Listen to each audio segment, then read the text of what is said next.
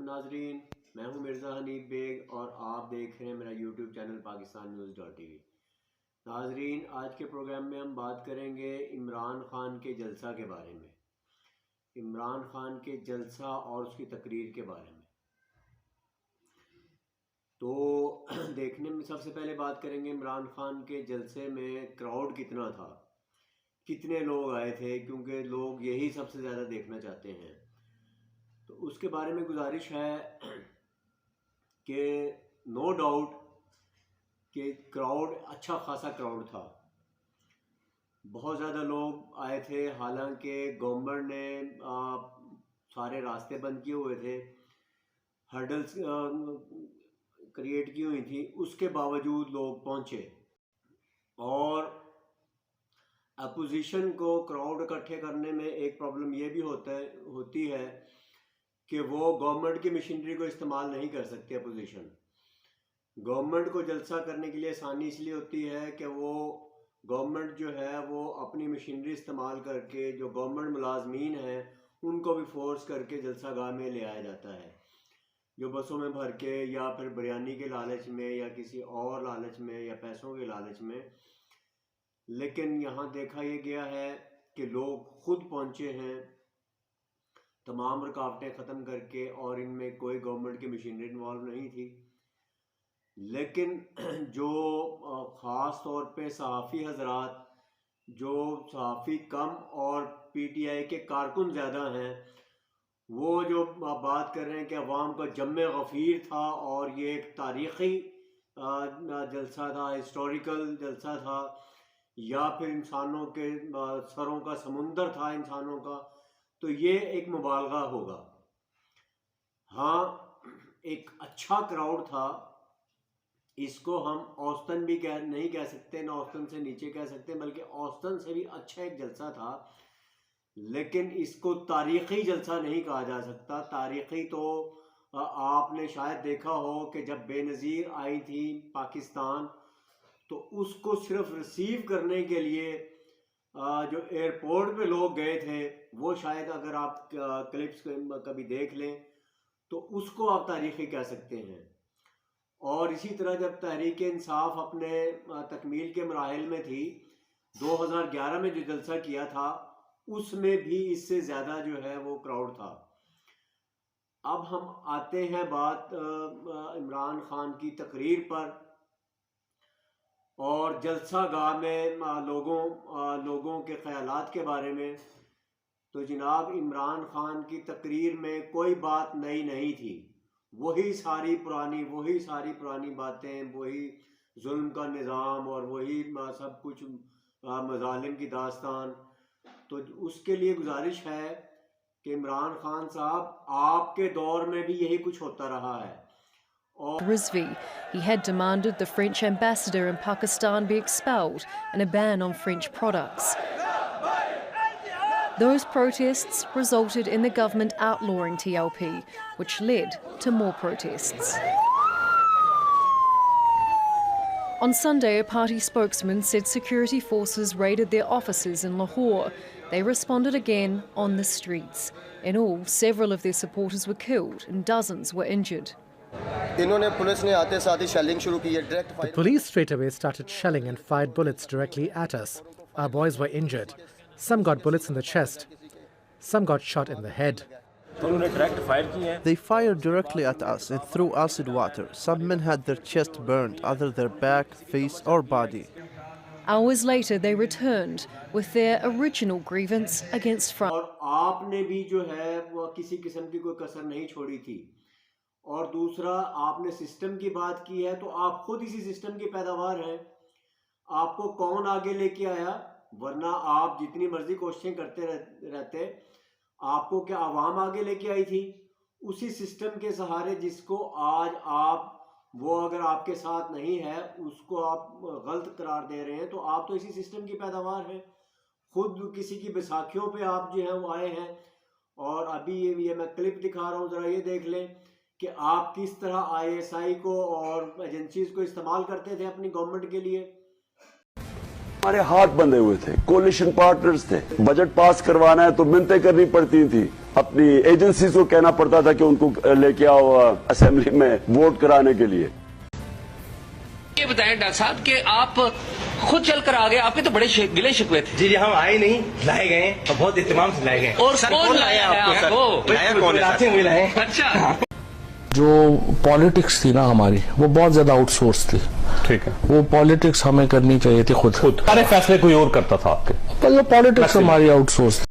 वहां पे बात हो रही है इहदिन सिरातल मुस्तकीम की, इय्याका नाबुदु व इय्याका नस्तईन की, जो आपने यूथ तैयार की है, जिनकी जहनियत आपने इस कदर इखलाकी बेड़ा गर्क किया है जिनकी, उसका वो भी आप जरा देख लें। मेरी जान है, मेरी जान के पापा, मेरी जान के पापा। तो बात हो रही थी इहदिन सिरातल मुस्तकीम की, और जब वहां पे जबकि ये कुछ हो रहा था और तकरीर को सारा जो है वो इस्लामिक टच देने की कोशिश की गई है, ज़बरदस्ती घसीट के इस्लाम को उसके बीच में लेके आया गया है। हालांकि इस्लाम तो मैं इससे पहले भी अपनी वीडियोस में बता चुका हूँ कि सबसे पहले अपने ऊपर से, अपने आप से शुरू होता है। तो उसकी कोई आप मिसाल तो पेश करें कि खुद मैं मुसलमान हो गया हूँ, आप कहें तो सही अना अव्वलुल मुस्लिमून, उसके बाद दूसरों को आप इस्लाम सिखाएं। आप जलसागाह में जलसा कर सकते हैं, लेकिन आपको जान की खौफ है, आपको अदालत में जाते हुए आपकी जान को खतरा है, जलसा करने में आपकी जान को कतन खतरा नहीं है। और जो आपने मईशत की बहाली की बात की है, तो आपने जो 3.5 पौने 4 साल हुकूमत की है, तो आपके हाथ किसने बांधे थे, किसने आपके हाथों को पकड़ा हुआ था? उस वक्त तो आप और फौज एक पेज पर थे। तो आपने क्यों नहीं इस निज़ाम को उस वक्त बदला जब आप गवर्नमेंट में थे? तो आप उस वक्त नहीं बदल सके, तो इस चीज़ की क्या श्योरिटी है कि आइंदा आप बदलेंगे? दूसरी तरफ आप बात कर रहे हैं मदीना की रियासत बनाने की, और आपके जलसागाह में ये बेहुदा किस्म के पोस्टर्स जो हैं वो आवेजा थे। ये आपको क्या नजर नहीं आए? जिस उन पोस्टर्स के बनान को पकड़ने वालों की प्रॉपर वहां पे वीडियोस बनाई गई, वो आपको नजर नहीं आई उस पूरे जलसे तकरीर के दौरान अपने, या आपके किसी साथी ने उसको नहीं उसको वो किया? और सबसे बढ़कर जो आपके पंडाल में से किसी को भी ये पूछने की जरूरत आपसे नहीं हुई, लेकिन मैं आपसे पूछता हूं कि आप पूरा 1 माह खामोश रहे, उस वक्त आपने जलसा नहीं किया। ये रमज़ान शरीफ में जलसा रखने का ख्याल आपको क्यों आ गया? या ये 1 महीना आप रुक नहीं सकते थे? ऐसी कौन सी क़यामत आ पड़ी थी? और ख़ास तौर पे वो टाइम कि आपने नमाज इशा के बाद जब लोग तरावी में और इबादत में मशगूल होते हैं, वो टाइम रखना, क्योंकि रमज़ान शरीफ बाबरकत महीना है, इसमें लोग नफली इबादत करते हैं ताकि अल्लाह ताला का कुर्ब हासिल किया जा सके। लेकिन आपने ऐन उस टाइम पे कंजर खाना जो है वो शुरू कर दिया, वहाँ पे गानों पे मुजरा और डांस शुरू हो गया। तो आपने ना किसी को रोका कि कम अज़ कम वो रमज़ान का तक़द्दुस ही जो है ना उसका ही ख्याल कर लेते। और अब हम पोस्टमार्टम करेंगे। इमरान खान ने 10 नुकाती एजेंडा पेश किया है। सबसे पहले जो उन्होंने कहा है कि बैरून मुल्क पाकिस्तानी सरमायाकारी को लाना। तो जनाब सबसे पहले तो ये बताएं कि जो अभी सैलाब के मौके पे आपके 1 घंटे में 1 अरब रुपया जो है पाकिस्तान में आ गया था, बकौल आपके अरबों रुपया, वो आपने कहाँ खर्च किया? और नंबर 2, क्या जो बैरून मुल्क में लोग हैं जो वेल सेटल हैं, वो आपके कहने पर पाकिस्तान में अपनी सरमायाकारी ले आएंगे? क्योंकि उनके इल्म में तो है कि आप खुद जो है कानून की बालादस्ती के हक में नहीं हैं, आप अदालतों तक में तो पेश होते नहीं हैं। तो आप कैसे जो है उनको यकीन दिलाएंगे, किस तरीके से? ज़रा इसकी भी वजाहत फरमा देनी थी आपने।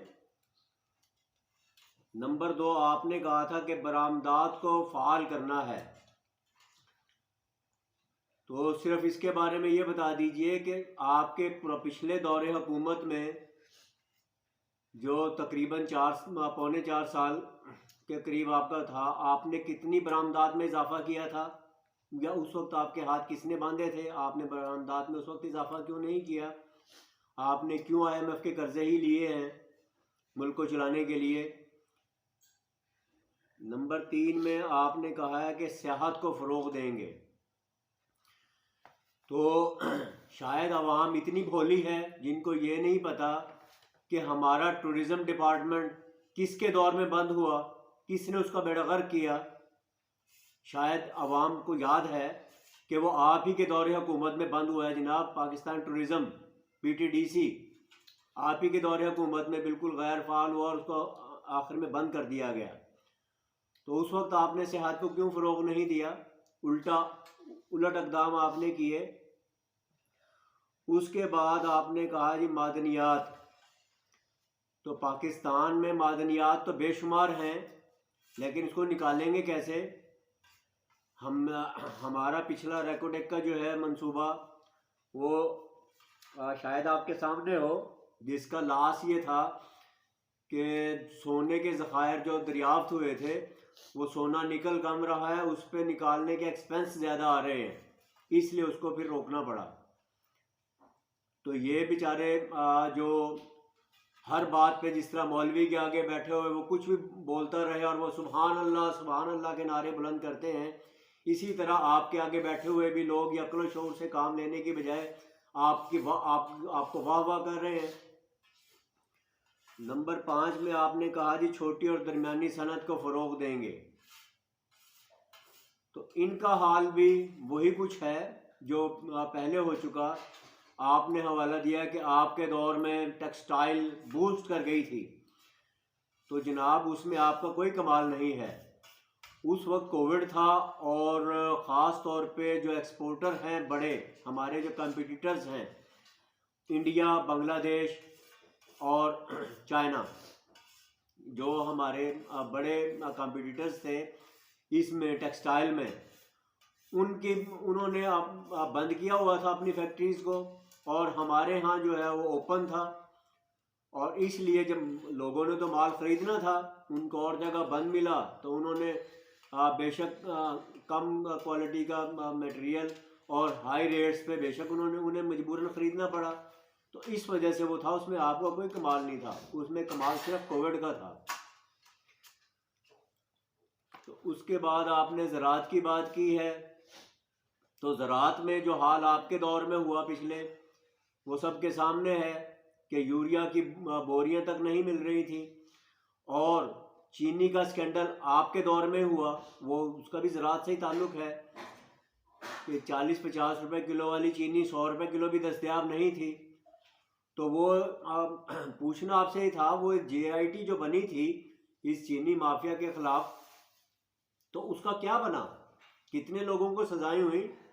मुझे ज़रा 1-2 का तो नाम बता दें आप, मैं भी ताकि आपको फिर दाद दे दूं। और उसके बाद आपने अपना अगला एजेंडा दिया है टैक्स नेटवर्क बढ़ाना। तो जनाब इसका तरीक़ेकार भी बता दें कि किस तरीके से आप टैक्स नेटवर्क बढ़ाएंगे। ये आपने कतई नहीं बताया कि टैक्स नेटवर्क बढ़ाना किस तरह बढ़ाएंगे, हालांकि ये हर साल तो ऑटोमेटिकली थोड़ा बहुत बढ़ रहा है। आप किस तरह बढ़ाएंगे, इसका तरीक़ेकार भी ज़रा बता दीजिए। और उसके बाद आपने कहा है कि मनी लॉन्ड्रिंग को रोकना और कानून की हुक्मरानी। आप ये किस मुंह से कह सकते हैं? आप पे तो खुद मनी लॉन्ड्रिंग का केस है कि जो आपने घड़ी बेची वो दुबई में बिकी और उसका पैसा किस तरीके से पाकिस्तान में आया, फ़र्क होगी के हवाले से या उसके सूटकेस में किस तरीके से आया पाकिस्तान में। आप पे तो खुद मनी लॉन्ड्रिंग का केस है, तो आप खुद मनी लॉन्ड्रिंग में इन्वॉल्व हैं, तो आप कैसे रोकेंगे दूसरों को? और सबसे एंड में आपने कहा कि पसमानदा अफराद के लिए फलाही प्रोग्राम। आपके नज़दीक फलाही प्रोग्राम वही एहसास प्रोग्राम है, जबकि इससे बेहतर तरीके से इससे पहले फलाही प्रोग्राम हर दौर में चलते रहे हैं। अभी तक लोग जो है आपके एहसास प्रोग्राम को भी बेनज़ीर प्रोग्राम करके वो पैसे लेते हैं, तो वो तो पहले से था, आपने सिर्फ नाम बदल दिया बस। ये है आपके 10 नुकाती एजेंडों का पोस्टमार्टम। इसके बाद भी कोई अक्ल शऊर वाला अक्ल शऊर से काम ना ले तो मैं फिर यही कह सकता हूँ, इन्ना लिल्लाहि व इन्ना इलैहि राजिऊन। ये आप दोबारा से लॉलीपॉप दे रहे हैं फिर उसी कौम को जो पहले आपकी तकरीरों में बेवकूफ़ बनी, अब फिर बेवकूफ़ बन जाएगी। अक्ल शऊर से तो किसी ने काम लेना नहीं। बहरहाल मेरा काम था आप तक फैक्ट्स बताना, आगे आप लोगों का अपना काम है, जो माने ना माने वो आपकी अपनी मर्जी है। आज के लिए इतना ही काफ़ी। अल्लाह हाफ़िज़।